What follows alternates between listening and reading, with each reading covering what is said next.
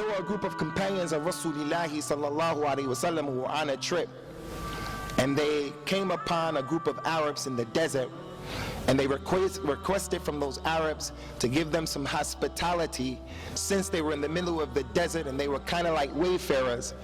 Because those Arabs weren't Muslims and they had enmity towards the Muslims, they refused to give them any hospitality. So the companions, under the emirship of Abu Sa'id al-Khudri radiyallahu anhu, they continued their trip. Allah Ta'ala caused the leader of those people who refused the hospitality to the companions to be stung by a scorpion or bit by a poisonous snake. He was dying from the poison.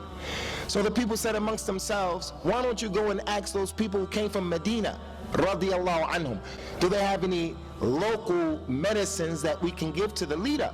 So they went to the companions and they asked them, do they have anything? The companions in this situation, they had the upper hand. They could have made it personal. They could have said to the people, no, you remember what you did? You guys refused us hospitality, so we're not doing anything for you. But that wasn't the way of the companions, and that's not the way of the Muslims. Abu Sa'id al-Khudri said, yes, I have something I can perform on him, but before I do this, I want you people to agree to give us something in return. Give us 30 sheep, a sheep for each man in our group. Those people agreed. Abu Sa'id al-Khudri went back and he read over the man Surah al-Fatiha. This is in Sahih al-Bukhari, in the chapter of the virtues of the Quran, Surah al-Fatiha. He read over the man 7 times, Surah al-Fatiha. After the 7th time, he spit on the man. Because after the person reads Surah al-Fatiha or any aspect of the Quran, the spittle that comes out of his mouth after that has barakah on it. The man stood up and started walking around as if he was okay. So the kuffar gave them the camels. Abu Sa'id al-Khudri said, no, we have to go see if this was okay. We have to ask Rasulullah sallallahu alaihi wasallam. When they got to Medina, they told him the story. Rasulullah said to Abu Sa'id al-Khudri sallallahu alaihi wasallam, he said, وَمَا يُدْرِيكَ أَنَّهَا رُقْيَةٌ. How did you know, Abu Sa'id, that Surah al-Fatiha was a ruqyah? How did you know that Surah al-Fatiha is a surah that if the woman is experiencing the pains that she get at the beginning of each month, she can just read Surah al-Fatiha on herself?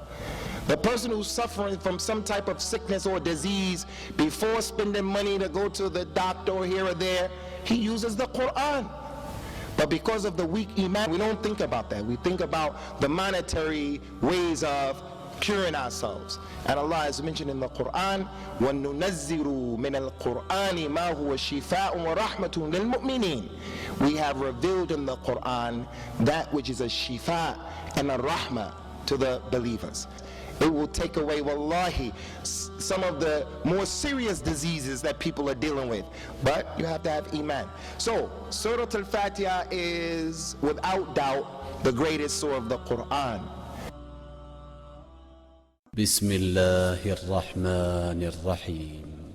Allah, mighty and sublime be He, has said, I have divided prayer between myself and my servant into 2 halves, and my servant shall have what he has asked for.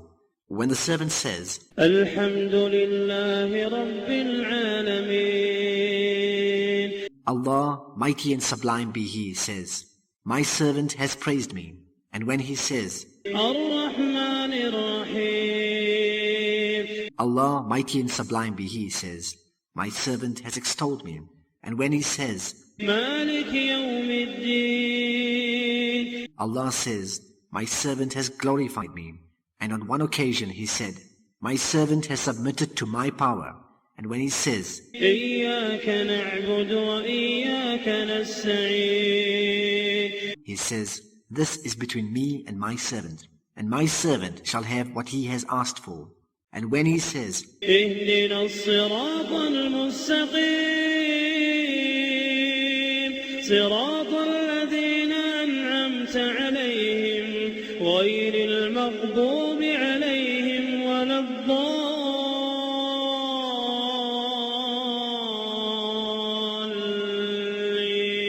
الضَّالِّينَ, he says, This is for my servant, and my servant shall have what he has asked for.